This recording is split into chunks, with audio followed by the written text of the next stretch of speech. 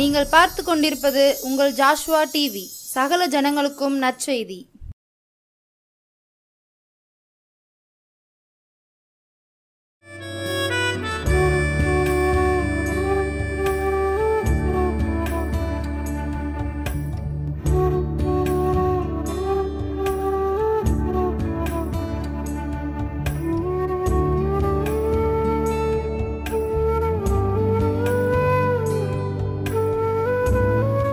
உடைத்து உருவாக்கி புடமிட்டு புதிதாக்கி சிற்சித்து சீர்பிடித்து எதெல்லாம் எனக்கு தேவையில்லையோ அதெல்லாம் என்னை விட்டு பிரித்து என்னோடு பிரியாதிருந்து நான் பாவம் செய்த போது என்னை உணர்த்தி நடத்தி அவருடைய நோகடித்த போது அவருடைய கிருபையால் என்னை மன்னித்து நான் வழிமாறும் போது எனக்கு பாதை காட்டி என்னால் முடியாத போது என்னை தூக்கி சுமந்து நான் தலை குனிந்த போது என்னோடு நடந்து குனிந்த இடத்தில் தலையை உயர்த்தி எந்த சூழ்நிலையும் என்னை விட்டு கொடுக்காமல் என்னை பாதுகாத்து என்னை வழிநடத்தி வந்த என் தேவாதி தேவன் இயேசு கிறிஸ்துவின் இனிதான நாமத்தினாலே ஜாஸ்வா டிவி நேயர்கள் அனைவரையும் மகிமையின் நேரத்துக்கு ஜீசஸ் லவ்ஸ் பள்ளிகளின் சார்பாக வரவேற்கிறேன். அனைவருக்கும் சமாதானம் உண்டாவதாக. இந்த நாட்களிலும் லெந்து நாட்களில் நாம் கடைபிடிக்க வேண்டிய சில காரியங்களை பற்றி தியானிக்கலாம் என்று இருக்கிறேன். மொத்தம் லெந்து நாட்கள் 40 நாட்கள். இந்த 40 நாட்களில் ஞாயிற்றுக்கிழமை அடங்காது. ஞாயிற்றுக்கிழமை இல்லாமல் 40 நாட்கள் இந்த லெந்து நாட்கள். இதை தபசு காலங்கள்மாங்க, தவக்காலம்மாங்க, வசந்த காலம்மாங்க, நிறைய சொல்லுவாங்க. இந்த லெந்து நாட்களில் முதலாவதாக சாம்பர் புதன்கிழமை பற்றி நம்ம எடுக்கலான் இருக்கோம். சாம்பர் புதன்கிழமை என்றால் சாம்பல் என்பது தாழ்மைக்கு அடையாளம். சாம்பல் ரட்டுடுத்தி சாம்பல் இருந்தான், சாம்பலை போட்டுக்கொண்டு கதறினான், சாம்பலில் உட்கார்ந்து உபாசம் இருந்தான், சாம்பலை தலைமையில் அள்ளி போட்டுண்டான் அப்படிலாம் நம்ம பைபிளில் வாசிக்கிறோம். சாம்பல் தாழ்மைக்கு அடையாளம். ரெண்டாவதாக சாம்பலை நாம் எதற்கு பயன்படுத்துவோம்? அந்த காலத்துலலாம் சாம்பலை எதற்கு பயன்படுத்துவாங்க?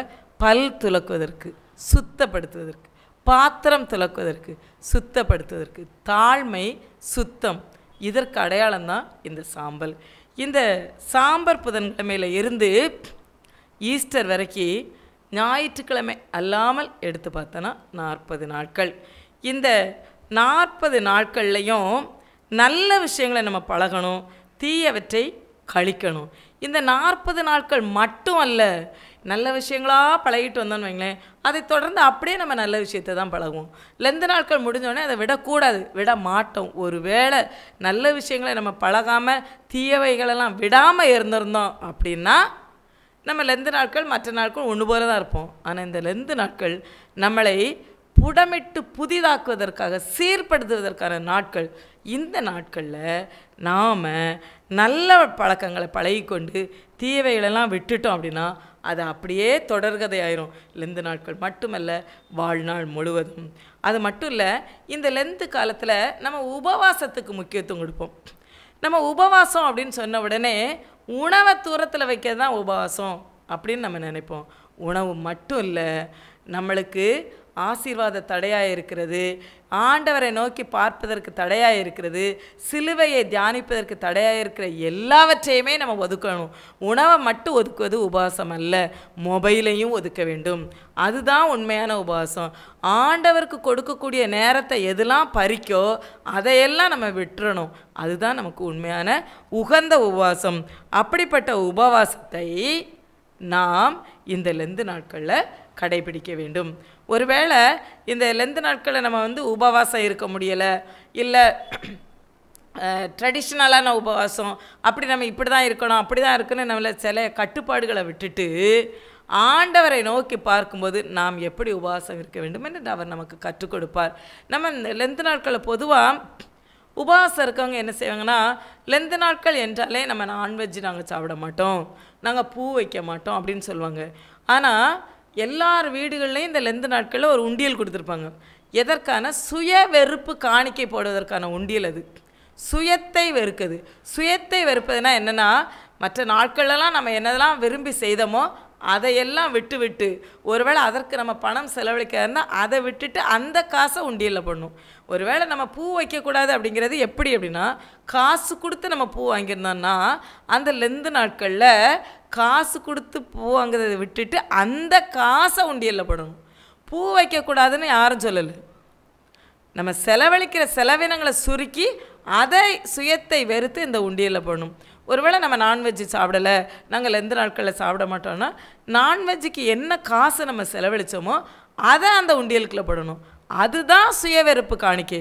அதை விட்டுட்டு நான் பூ வைக்க மாட்டேன், நான்வெஜ்ஜு சாப்பிட மாட்டேன்னு சொல்லி உண்டியல்லையும் போடலைன்னா அது வேஸ்ட்டு. அதில் எந்த பிரயோஜனமே கிடையாது. உபவாசம் என்பது ஆண்டவருக்கு பிரியமானதாக இருக்கணும், ஆண்டவரை மகிமைப்படுத்துவதாக இருக்க வேண்டும். நாம் ஆனால் லெந்து நாட்கள்னால இப்படி நம்ம செய்கிறோம். இது அல்ல, இது ஆண்டவருக்கு பிடித்தமான உபவாசம் அல்ல. அது மட்டும் இல்லை, நம்ம உபவாசம் இருக்கோன்னா அந்த உணவு மற்றவங்களுக்கு பிரயோஜனப்படணும். ஒரு வேளை சாப்பாடே இல்லாதவங்களுக்கு கூட அந்த உணவை கொடுத்துட்டு நம்ம ஃபாஸ்டிங் இருக்கலாம். அது ஆண்டவருக்கு எட்டும், அது ஆண்டவர் செவிகை வரைக்கும் போகும். எப்படி கொர்நேலியன செய்த தான தர்மம் ஆண்டவருக்கு பரலோகத்துக்கு போச்சோ அதை மாதிரி நம்ம உணவை ஒதுக்கி அதை இன்னொருத்தங்களுக்கு உணவே கிடைக்காதவங்களுக்கு கொடுக்கும்போது அந்த உபவாசம் ஆண்டவர் செவிக்கு போகும். நம்ம உபவாசம் இருக்கேன்னு சொல்லிட்டு ஒரு சோகமாகவோ அந்த டயர்டாகவோ இருந்தானா அது ஆண்டவருக்கு பிரியமில்லாதது. அப்போ நம்ம இருக்கக்கூடிய உபவாசம் பிரயோஜனமாக இருக்கணும். லெந்து நாட்களில் நம்ம உபவாசத்தை பிரயோஜனமான உபவாசமாக நம்ம செயல்படுத்த வேண்டும். அது மட்டும் இல்லை, சில பேர் என்ன செய்வாங்கன்னா, எந்த பிரச்சனை எங்கே எதிர்த்த வீட்டில் நடந்தாலும் சரி, பக்கத்து வீட்டில் நடந்தாலும் சரி, தெருவிலே நடந்தாலும் சரி, நான் உண்டு என் வேலை உண்டு அப்படின்னு உட்காந்துருப்பாங்க. நான் யாருடைய வம்பு தும்புக்கும் போக மாட்டேன், நான் யார்கிட்டையும் தேவையில்லாமல் பேச மாட்டேன் அப்படின்னு சில பேர் இருப்பாங்க. ஆனால் வசனம் என்ன சொல்லுது தெரியுமா? மத்தேயு 22:39 சொல்லுது. யாக்கோபு 4:17, நீதிமொழிகள் 3:27 சொல்லுது, உனக்கு நன்மை செய்ய திராணி இருக்கும்போது செய்யத்தக்கவனுக்கு செய்யாமல் இராதே. உனக்கு நன்மை செய்ததுக்கு எந்த நன்மையோ, பணம் மட்டும் நன்மை கிடையாது, பொருளாகவும் இருக்கலாம், ஜெபமாக கூட இருக்கலாம். அது உனக்கு திராணி இருக்கும்போது செய்யத்தக்கவனுக்கு, யாருக்கு செய்யணுமோ அவங்களுக்கு செய்யாமல் இராதே. அப்போ நம்ம நினைப்போம் தீமை செய்யாமல் இருக்கிறது தான் நல்லதுன்னு இல்லை, நன்மை செய்ய வேண்டிய இடத்துல செய்யாமல் இருக்கிறதும் பாவமே. இந்த லெந்து நாட்களை இதெல்லாம் கற்றுக்கொண்டு தொடர்ந்து நம்ம வாழ்நாட்களை இதை பின்பற்றணும். நன்மை செய்யாமல் இருந்தாலும், ஒருவேளை நம்ம கண் முன்னால் ஏதோ 2 பேர் சண்டை போடுதாங்க, பிரச்சனை பெருசாகுது அப்படின்னு சொன்னால் நம்ம போய் அடிதடிலாம் ஒன்றும் பண்ண வேண்டாம். ஸ்மூத்தாக பேசி என்ன பிரச்சனை, இதை நீ இப்படி செய், இதை இப்படி செய்யு தலையிட்டு அதை சரிப்படுத்தாமல் நமக்கு என்ன வந்துச்சு, யாரும் சண்டை போடுதாங்க அப்படின்னு போகிறதும் பாவமே அப்படின்னு தான் அங்கே வசனம் சொல்லுது. அது மட்டும் இல்லை, நம்ம ஆசீர்வாதமாக இருக்கிறதுக்கு என்னெல்லாம் செய்யணும் அப்படிங்கிறத விட்டுட்டு ஆண்டவரை பார்க்குறதுக்கு என்னெல்லாம் செய்யணும், ஆண்டவர் நம்மளை சாட்சியாக சொல்கிறதுக்கு என்னெல்லாம் செய்யணும்னு பார்க்கணும். இப்போ யோபுவை குறித்து ஆண்டவர் சாட்சி சொன்னார். என்ன சாட்சி சொன்னார்? இவனை மாதிரி சன்மார்க்கன் யாருமே கிடையாது அப்படின்னு. நம்மை பற்றி அப்படி ஏதாவது ஒரு சாட்சியாக சொல்ல முடியுமா ஆண்டவர்? அப்படி சொல்லி நினச்சி தான் நம்ம என்ன செய்யணும்னா அதை தேடி தான் போகணும். ஆண்டவர் நம்மளை சாட்சி சொல்லும்படியான காரியங்களை நம்ம செய்யணும். எனக்கு இந்த ஆசீர்வாதம், எனக்கு இப்படிப்பட்ட நான் நினச்சதெல்லாம் நடக்கணும்னு சொல்லி பண்ணக்கூடாது. அந்த பார்வையில் நம்ம ஆண்டவரை பார்க்கக்கூடாது. நம்ம பார்க்குற பார்வைகள் ஆண்டோடைய நாமத்தை மகிமைப்படுத்தணும், அவரை நோக்கி பார்க்கணும், அவருக்கு முக்கியத்துவம் கொடுக்கணும், பிறருக்கு ஆசீர்வாதமான ஆட்களாக நம்ம இருக்கணும். எனக்கு இது வேணும், எனக்கு இது வேணும் சுயநலமாக கேட்காம பிறரை நோக்கி பார்க்கிற ஜபமாக நம்முடைய ஜபங்கள் இருக்க வேண்டும். இந்த லெந்து நாட்களில் நாம் செய்ய முடிந்ததை செய்யணும். அது மட்டும் இல்லை, சில பேர் என்ன செய்வாங்க அப்படின்னா, அந்நிய பாஷை வரம் பெற்றிருப்பாங்க, ஆவின் அபிஷேகங்கள்லாம் பெற்றிருப்பாங்க. ஆனால் அவங்களுடைய செயல்பாடுகளை பார்த்தா பிறருக்கு உதவி செய்ய மாட்டாங்க, அன்பாக பேச மாட்டாங்க, சொந்த குடும்பத்தை கூட நல்லா வச்சுருக்க மாட்டாங்க. ஆனால் அவங்ககிட்ட அந்நிய பாஷை வரமும் இருக்கும், ஆவின் அபிஷேகமும் இருக்கும். அவங்ககிட்ட நான் ஒருத்தர்கிட்ட அப்படி பேசினேன். அப்படி பேசும்போது அவங்க சொல்லுறாங்க, எனக்கு ஆவின் அபிஷேகம் இருக்குது, அந்நிய பாஷை வரம் இருக்குது, நான் பரலோகம் போயிடுவேன் அப்படிங்கிறாங்க. ஆனால் இங்கே வசனம் என்ன சொல்லுது பார்த்தீங்களா? ஒரு சிறகால் பறவை பறக்க முடியாதது போல, 2 சிறகுல ஒரு சிறகு இருந்தால் பறக்க முடியுமா? அப்படி போல் ஒரு கட்டளையை வைத்துக்கொண்டு ஒரு பிளஸ்ஸிங்கை வச்சுக்கிட்டு நான் பரலோகம் போவேன்னு சொல்வது இயலாத காரியம். மத்தேயு 22:39 அது சொல்லப்பட்டிருக்கு. அப்போ ஏதோ ஒன்றை வச்சுக்கிட்டு எனக்கு இது இருக்குது நான் அப்படி போயிடுவேன், அது முடியவே முடியாது. எப்படி ஒரு பறவையால் ஒரு ரெக்கையை வச்சுட்டு பறக்க முடியாதோ அதே மாதிரி ஏதோ ஒரு கட்டளையை வச்சுக்கிட்டு நான் போயிடுவேன்னு சொல்வது வீணானது. இந்த லெந்து நாட்களில் அதை நாம் கற்றுக்கொள்ள வேண்டும். அதை தொடர்ந்து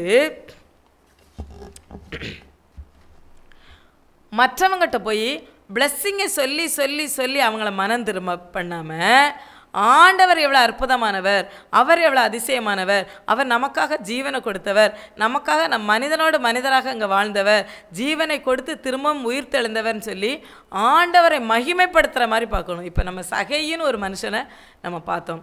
அவன் எல்லாரையும் விட பாவியான ஒரு மனுஷன். அந்த பாவியான மனுஷன் கூட இயேசுவை பார்க்கணும்னு சொல்லி அந்த கூட்டத்துக்குள்ளே போக முடியாமல் காட்டத்தி மரத்தில் போய் ஏறுறான். பாவிதான் அவன், ஆனால் காட்டத்தி மரத்தில் ஏறுதான். அந்த சகையு கூட இந்த பரிசுத்த வேதாகமத்துக்கு வந்துட்டான். ஏன் அப்படின்னா அவன் அங்கே ஆண்டவருக்கு முக்கியத்துவம் கொடுத்ததுனால, ஆண்டவருக்கு முக்கியத்துவம் கொடுத்து அவனுடைய பார்வை உலகத்தை விட்டு ஆண்டவருக்குன்னு வந்ததுனால அவன் ஆண்டவரை நோக்கி பார்க்க ஆசையில் எப்படியாவது பார்க்க வேண்டும் என்று வகை தேடி காட்டத்தி மரத்தில் ஏறி உட்கார்ந்துருந்தான். அந்த மரத்தில் ஏறி உட்கார்ந்த உடனே ஏசப்பா அந்த வழியாக வரும்போது கரெக்டாக அதுக்கு நேரம் நின்று, சகையுவே நீ கீழே இறங்குவா, இன்றைக்கி உங்கள் வீட்டுக்கு நான் வருவேன் அப்படின்னு ஆண்டவர் சொல்கிறார். எதனால் சொல்கிறாரு? அவனுடைய பார்வை ஆண்டவரை நோக்கி பார்த்தான். ஆண்டவர் பார்வையில் படும்படி உட்கார்ந்துருந்தான். அதனால் ஆண்டவர் கேட்டார், கூப்பிட்டார், இறங்கி வா, நான் இன்றைக்கி உங்கள் வீட்டுக்கு வரணும்னு சொல்லி. நாம் ஆண்டவர் பார்வையில் படும்படி இருக்கிறோமா? தவறுகள், பாவங்கள், குற்றங்கள் செஞ்சால் அவர் பார்வையில் இருக்க மாட்டோம், மறைஞ்சிருவோம். அப்போ குற்றங்கள், பாவங்களுக்கெல்லாம் விலகி அவர் பார்வையில் இருக்கணும். அப்போ என்ன சொல்கிறது அப்படின்னா, நம்ம பார்வை மாற வேண்டும். இந்த லெந்தன நாட்களில் பார்வை மாற வேண்டும். அப்படி அந்த பார்வைகள் மாறி ஆண்டவரை நோக்கி பார்க்கும்போது அதற்கு அடுத்து அந்த லெந்து நாட்கள் முடிந்த பிறகும் நம்ம மற்ற நாட்கள்லையும் நம்ம அப்படியே மாறிடுவோம். சகேயோட பார்வை மாதிரி ஆண்டவரை பார்க்கணுன்னு ஓடினதுனால ஆண்டவர் பார்வையில் படும்படி இருந்தான். ஆண்டவர் பார்த்தாரு, கீழே இறங்கி அவங்க வீட்டுக்கு வரணும்னு சொன்னார். வீட்டுக்கு போனார். ஆண்டவர் சகேய் வீட்டுக்கு போகும்போது உலக மக்கள்லாம் சொல்கிறாங்க, ஐயோ இவன் பாவி, இவன் வீட்டுக்கு நாங்களே போனது கிடையாது, இங்கே ஆண்டவர் போகிறாரு பாரு, இது என்ன இப்படி ஒரு பாவி வீட்டுக்கு போகிறாருன்னு எல்லாரும் நிறைய பேசியிருப்பாங்க. ஆனால் ஆண்டவர் அங்கே சகேய் வீட்டுக்கு வருவேன்னு சொல்லி அங்கே போன உடனே சகேய் சொல்கிறான், என்ன சொல்லலாம், நான் எனக்குள்ள ஆஸ்தியில் பாதி ஏழைகளுக்கு தரேன், யாற்றையாவது நான் அனாவசியமாக வாங்கியிருந்தேன்னா அது ரெண்டத்தனையாக திருப்பி தாரேன் அப்படின்னு சகேய் சொல்லணும். ஆண்டவர் கேட்டாரா? கேட்கவே இல்லை. அவர் வீட்டுக்கு தான் வந்தார். அவர் வீட்டுக்குள்ளே வந்த உடனே ஆட்டோமேட்டிக்காக பாவம் வெளியில் போகுது. அப்போ நம்ம பார்வை மாற வேண்டும். ஆண்டவர் உள்ளே வரணுங்க, பார்வை தான் நம்மகிட்ட இருக்கணும். அவர் உள்ளே வந்துட்டாலே ஆட்டோமேட்டிக்காக பாவம் வெளியில் போயிடும். நம்மளை அறியாமலே அதை விட்டுருவோம்.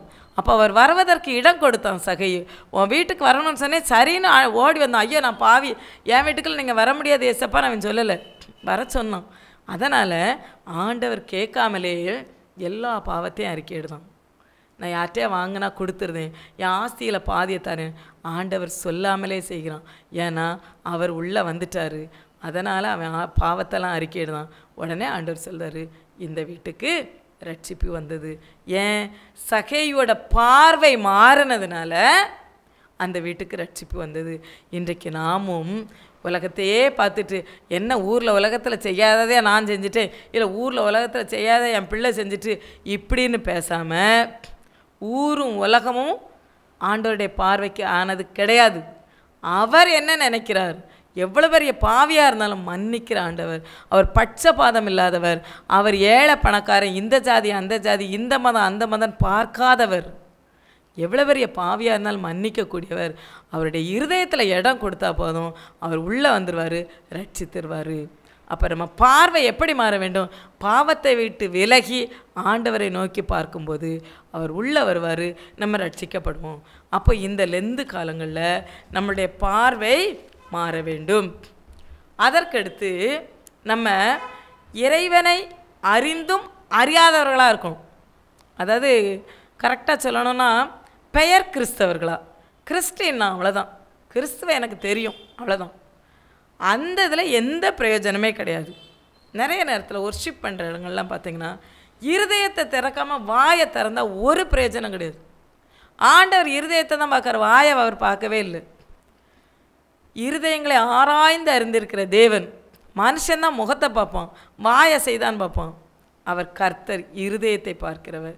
இருதயத்தை திறக்காமல் நம்ம வாயை திறந்து எவ்வளவு ஆராதனைகளை எவ்வளவு அமர்க்களமாக நம்ம பண்ணினா கூட அது வீணானது. ஆண்டவர் இருதயத்தை பார்க்கிறார்.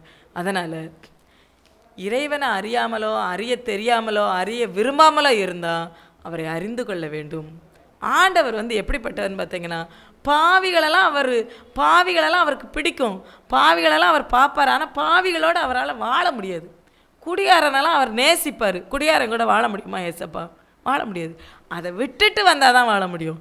அப்போ இறைவனை அறிந்த நாம் இயேசுவை அறிந்த நாம் பெயர் கிறிஸ்தவங்களாக இல்லாமல் உண்மையான கிறிஸ்தவங்களாக, அதாவது எப்படி கிறிஸ்து ப்ளஸ் அவன், கிறிஸ்து ப்ளஸ் அவள், நம்மளையும் ஆண்டவரை ஆட் பண்ணிடணும், ப்ளஸ் ரெண்டையும் ஜாயின் பண்ணிடணும். அப்படி இருந்தோம்னா தான் என்ன ஆகும் அப்படின்னா, உண்மையாக நம் இருதயங்கள் திறக்கப்படும்.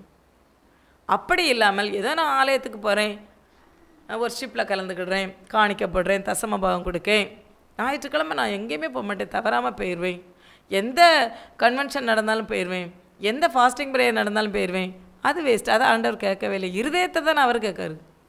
அவர் கேட்குறத கொடுக்காம மற்ற எல்லாத்தையும் கொடுத்து பிரயோஜனமே இல்லாமல் போயிடும். அதனால் இறைவனை அறிந்த மாதிரி நடித்து கொண்டு இருந்தோமானால் அதை விட்டுவிட்டு உண்மையாக இறைவனை நாம் ஏற்றுக்கொள்ளும், உண்மையாக ஏசப்பாவை நம்ம ஏற்றுக்கொள்ளணும், உண்மையாக தேவனை நாம் ஏற்றுக்கொள்ளும் போது தான் ஆராதனை பிரயோஜனமாக இருக்கும். அது மட்டும் இல்லை, சில நேரத்தில் பார்த்தீங்கன்னா சில பேர் சொல்லுவாங்க, நான் இந்த பைபிளை 10 தடவை வாசிச்சிட்டேன், 20 தடவை வாசிச்சிட்டேன், 25 டைம்ஸ் வாசிச்சிட்டேன். இப்போல்லாம் நிறைய சர்ச்சுகளில் லெந்து நாட்களில் அந்த 40 நாட்களில் ஒரு முறை பைபிளை வாசிக்கவங்களுக்கு பரிசுலாம் கொடுப்பாங்க. எப்படியாவது அந்த வசனத்தை வாசிக்க வேண்டும் என்பதற்காக, பைபிளை வாசித்து முடிக்கணும் கடமைக்கில்லை, எப்படியாவது ஒரு வசனமாவது அவங்களோட பேசும், அதற்காக இந்த போட்டிகள்லாம் வைப்பாங்க. ஆனால் நம்ம அப்படி வாசிச்சுட்டு இல்லை, அந்த போட்டியிலே சேராமல் நான் வருஷத்துக்கு 2 டைம்ஸ் வாசிக்கிறேன், 1 டைம் வாசிக்கிறேன், நான் இது வரைக்கும் 10 முறை வாசித்திருக்கேன், 20 முறை வாசித்திருக்கேன் என்று வாசித்து விட்டு பக்கத்து வீட்டில் இருக்கவங்களுக்கு கூட ஒரு உதவி செய்யாமல், பக்கத்து வீட்டில் உள்ளவங்களுக்கு ஒரு பிரச்சனை கூட, ஏன் இப்படி இருக்கீங்க, ஏன் கஷ்டப்படுங்க, உங்களுக்கு என்ன பிரச்சனை, உங்களுக்கு என்ன வேணும், நான் உங்களுக்கு ஜெபம் பண்ணுறேன், ஏசப்பா இருக்காருன்னு கூட சொல்லாமல், அவங்க என்ன நடந்தாலும் நம்ம கண்டுக்கிடாமல், அவங்க கஷ்டத்தை நம்ம கண்டுக்கிடாமல் போனோன்னா 100 தடவை படித்தாலும் பிரயோஜனமே கிடையாது. இந்த லெந்து நாட்களில் அதையெல்லாம் நாம் கடைபிடிக்க வேண்டும். அப்படி கடைபிடித்தோம்னா தொடர்ந்து அதை கண்டினியூ பண்ணிடுவோம் நம்ம. அதனால் பக்கத்து வீடோ எதிர்த்த வீடோ நமக்கு தெரிஞ்சவங்களோ யாரோ ஒருத்தங்க கஷ்டத்தில் இருக்காங்க, அந்த கஷ்டத்தை நமக்கு உதவ முடியும். ஒரு சின்ன எக்ஸாம்பிள் சொல்கிறேன் பார்த்துங்கண்ணே. பக்கத்து வீட்டில் அவங்க ஒரு ஏழ்மைப்பட்ட ஒருத்தங்க இருக்காங்க. அவங்க வீட்டில் சேரே இல்லைன்னு வைங்க, அல்லது ஒரு உடஞ்ச சேர் தான் இருக்குது. யாராவது போனால் உட்கார சொல்லது கூட அங்கே அவங்களுக்கு ஒரு சேர் இல்லை, இல்லை ஒரு ஸ்டூல் இல்லை, ஏதோ ஒன்று இல்லை. ஆனால் நம்ம வீட்டில் பழசாகவே இருக்கட்டும், எக்ஸஸாக ஒரு 4 சேர் இருக்குன்னு வைங்களேன், ஏன் அதை கொடுக்கக்கூடாது? கொடுத்து உதவு, பழசு தான், நமக்கு அது பிரயோஜனமே படாமல் கூட இருந்திருக்கலாம். அதை அவங்களுக்கு கொடுக்கும்போது அவங்கள அடைவாங்க பார்த்தீங்களா ஒரு மகிழ்ச்சி, அதுதாங்க பெருசு, அதுதான் நமக்கு பிளெஸ்ஸிங். நம்ம அதெல்லாம் விட்டுட்டு நான் பைபிள் வாசிக்கேன், நான் ஒர்ஷிப் பண்ணுறேன், நான் தியானிக்கேன், நான் பைபிளை எடுத்துட்டேன்னா நான் கீழே வைக்க மாட்டேன், ஒரு 10 பக்கம் படிச்சுட்டு தான் வைப்பேன், இத்தனை முறை படிச்சிருக்கேன், இத்தனை ஃபாஸ்டிங் ப்ரேயர் அட்டென்ட் பண்ணியிருக்கேன், இங்கே ஒர்ஷிப் பண்ணியிருக்கேன், இந்த செய்தி கொடுத்துருக்கேன், இத்தனை தசமபாகம் கொடுத்துருக்கேன், இங்கே காணிக்கை கொடுத்துருக்கேன், டொனேஷன் கொடுத்துருக்கேன், எல்லாமே வேஸ்ட். பக்கத்து வீட்டில் இருக்கவங்க எதிர்த்த வீட்டில் இருக்கவங்க கஷ்டப்படும் போது அவங்களுக்கு போய் உதவி, அவங்களுக்கு எவ்வளோ நம்மளால் என்ன சமாதானம் பண்ண முடியுமோ, என்ன உதவி செய்ய முடியுமோ அதை செய்யும் போது தான் ஆண்டோடைய நாமம் மகிமைப்படும். அதுதான் இறைவனை அறிகிற அறிவு, அதுதான் ஏசப்பாவை ஏற்றுக்கொள்வது, அதுதான் இயேசுவே அறிகின்ற அறிவு. இந்த லெந்து நாட்களில் அந்த காரியத்தெல்லாம் நம்ம செய்யணும். அப்படி செய்யும்போது தொடர்ந்து அது நம்மளை விட்டு போகவே செய்யாது, அது கண்டினியூ ஆயிரும். ஒரு நாள் ஒருத்தங்களுக்கு உதவி செஞ்சோன்னா அடுத்த நாள் நம்மளை ஆட்டோமேட்டிக்காக நமக்கு அது வந்துடும். அதை செய்து கொண்டு நம்ம ஆண்டவரை ஆராதித்து அவங்களுக்காக நம்ம ஜெபித்து, நல்லா ஞாயிற்றுக்கிழமை சர்ச்சுக்கு போகும்போது தெருவில் பார்ப்பாங்க, சில வயசானவங்களாம் பார்க்க, என்னம்மா சர்ச்சுக்கு போறியா அப்படிம்பாங்க. ஆமாம் சர்ச்சுக்கு போகிறேன், என்ன செய்தீங்க அப்படின்னா அவங்க ஏதாச்சும் சொல்லுவாங்க, உங்களுக்காக நான் ஜெபம் பண்ணிட்டு வரேன். ஜெபம் பண்ணிட்டு வாம்மா, ஒரே வார்த்தை தான். அதில் காசும் இல்லை, பணமும் இல்லை, எந்த செலவும் கிடையாது. உங்களுக்காக நான் ஜெபம் பண்ணிட்டு வரேன்.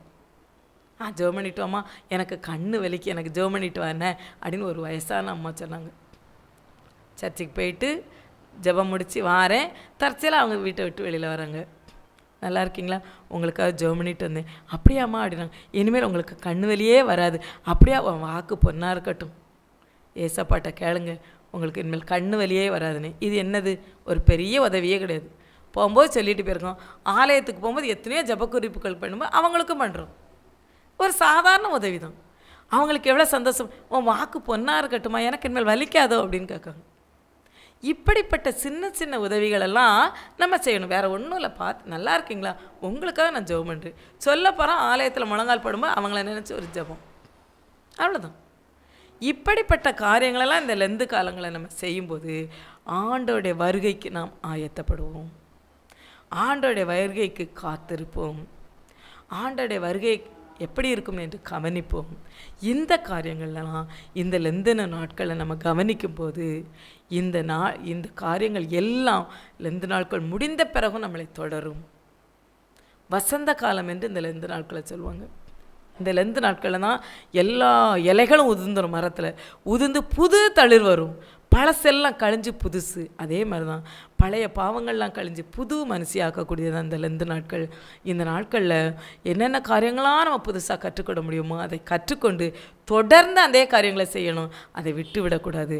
அப்படி இருக்கும்போது ஆண்டோடைய நாமம் மகிமைப்படும், அநேகர் ஆசீர்வதிக்கப்படுவாங்க, புது புது ஆத்துமாக்களை நம்ம ஆண்டவற்றை கொண்டு போகலாம். இப்படிப்பட்ட காரியங்களை இந்த லெந்து நாட்களை நம்ம கடைபிடிப்போம். இந்த லெந்து நாட்களை பிரயோஜனப்படுத்துவோம். God bless you. Praise the Lord. ஜெபம். இரக்கத்தில் ஐஸ்வர்யமில்லை எங்கள் அன்பின் பரலோக தகப்பனே, இந்த இரவு வேலைக்காக நன்றி செலுத்துகிறப்பா. இதிலேருந்து நாட்களில் நாங்கள் என்னெல்லாம் செய்யணும், எதெல்லாம் கற்றுக்கொள்ளணும், எதெல்லாம் விடணும்னு எங்களுக்கு நீங்கள் கற்றுக் கொடுத்துருக்கோம்மா. அதையெல்லாம் நாங்கள் தொடர்ந்து அதை ஃபாலோ பண்ண, அதை பயிற்சி எடுக்க, அதுக்கு ஆயத்தப்பட, அதை காத்திருக்க எங்களுக்கு நீர் கற்றுக் கொடுக்கும்படியாக நாங்கள் ஜெபிக்கிறோம். இந்த நாட்களில் எங்களை பிரயோஜனப்படுத்துங்கப்பா. எங்களை புடமிட்டு புதுசாக்கிறங்கப்பா, சீர்படுத்திருங்கப்பா. உங்கள் கரத்தில் எங்கள் எல்லாரையும் நாங்கள் ஒப்பு கொடுத்து ஜெபிக்கிறோம். மிகுதியான வேலையை பொறுப்படுத்திக் கொள்ளுங்க, ஆசீர்வதிங்க, பலப்படுத்துங்க. இயேசுவின் இன்ப நாமத்தில் பிதாவே, ஆமேன். God bless you.